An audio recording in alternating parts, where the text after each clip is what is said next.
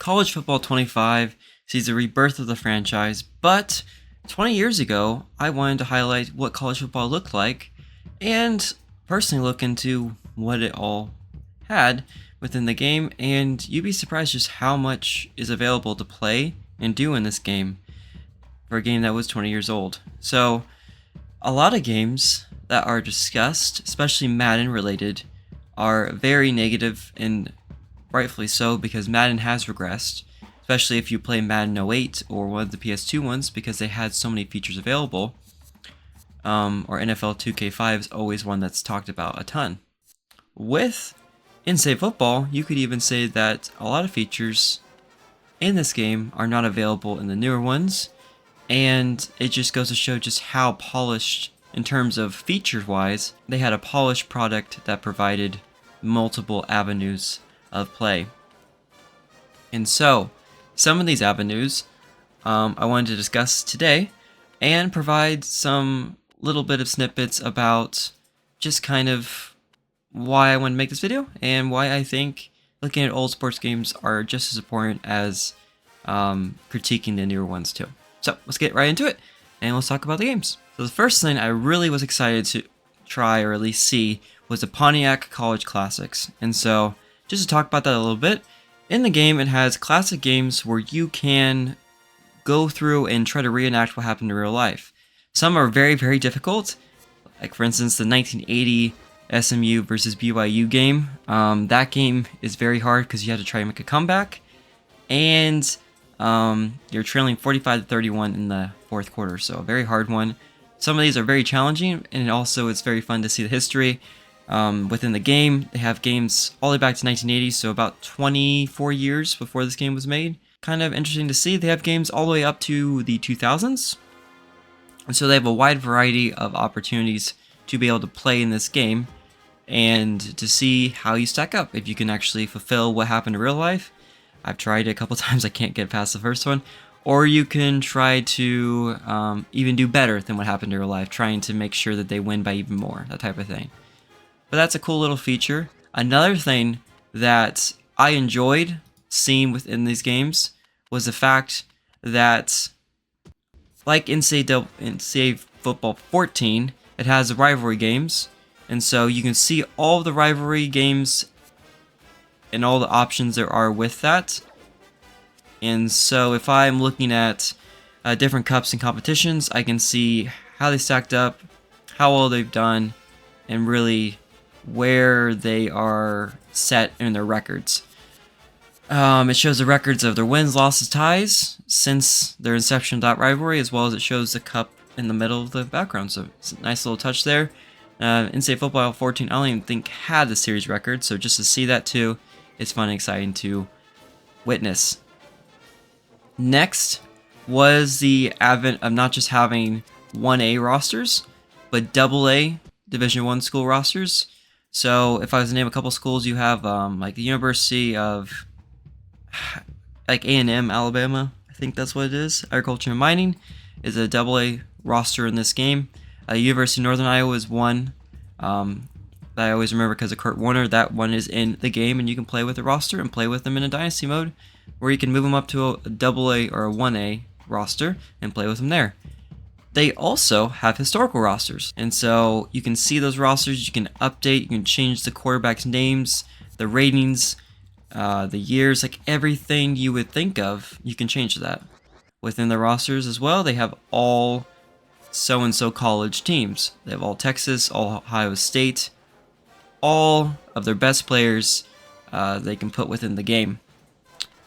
And again, you can edit the names of all those players since they don't have their correct names due to the image rights and such.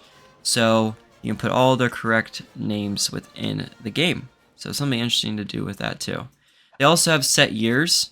So with the rosters, they have like 91 All-American teams. They All-American teams from 1998 as such. So they have a few other teams that you can also play with besides just the college teams. So it adds to the variety of opportunities to play within the game, as well as a chance to try something new. So those are some of the two biggest ones. Now let's look into Dynasty. So Dynasty is a game mode that was introduced, I think, about a couple years before this. 2003, I think, was the college football game that introduced Dynasty mode. In Dynasty mode, one thing first off the bat that I noticed is that you can see a Sports Illustrated of the news. That's a nice little touch there. It shows kind of what to be expected, and you get, I believe, a new issue every single week to tell you what's happening in the news. You also have, within Dynasty, you still have the opportunity to change your conference, change your schedule. I think you can change your schedule and add 4 non-conference games in the schedule and change that. And then it also will provide a strength of schedule. I don't think College Football 25 does this. NCAA Football 14 did this. But if you want a really tough schedule to make sure you're having a better chance of getting ranked, you can put teams on. Say I put Alabama, wasn't very good at this time, but like USC I put on the team on my schedule. K-State was a decent team at that point. Ohio State, I think always been a good team. I put those on your schedule as your non-conference teams possibly, and then you have a better chance of getting ranked if you win those games in your strength of schedule versus if you play Appalachian State or other smaller teams. So that's a nice little feature there too. I talked about it a little bit as well, but besides just the variety of rosters and trying to make every college have a unique roster besides just their main roster, it also has something called the pennant system. And so the pennant system was a system that would give you boosts to certain players, and you had to do certain things within the game to achieve those pennants by getting credits. And when you got credits, you could then buy any pennant you want. Some of these were kind of cheat code pennants. Some of these would provide new stadiums as well as new rosters. And this is also a way to get mascot teams into the Play Now game mode. So fun with that too. Records are also available within the game. So single game records are in the game, and it lets you have a little fun in trying to beat those records too. Gameplay wise, it is, from playing it for a couple hours, I've enjoyed it a little bit. Surface level stuff, I think it still holds up well today, and I still enjoy it a little bit. Now, I may do a deeper dive video into these games once I try to possibly make a Dynasty game mode onto the channel, but it still is a very good game and I enjoy it. This is all also coming from someone that's played classic sports games since I was about 14, so I've really enjoyed them. One fun thing that I know a lot of people were excited that was added to College Football 25, no matter if it's inside a browser or not, was the advent of, or the addition to have Team Builder. And so this game has the full ability to use Team Builder, and within it, it has some quirks to it. You can use school logos, and trying to find your logo as well with that. You can use nicknames. With the logos, you can use other NCAA teams. So theoretically, you can make a classic team all on your own if you wanted it to, or use like the logo at least with it, and try to change that up.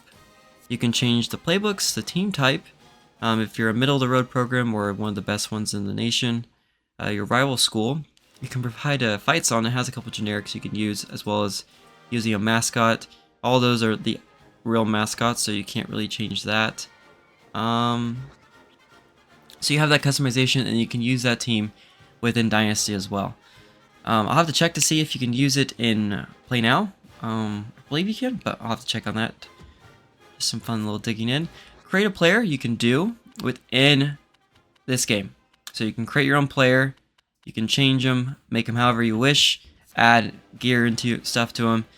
And once you have that player, say you want to do a custom playbook, you can make a custom playbook. So this quarterback that say you made has custom plays that he can use. And then if you want to make sure the crowd is livened up, you can add a sign that'll be shown by the fans during the game.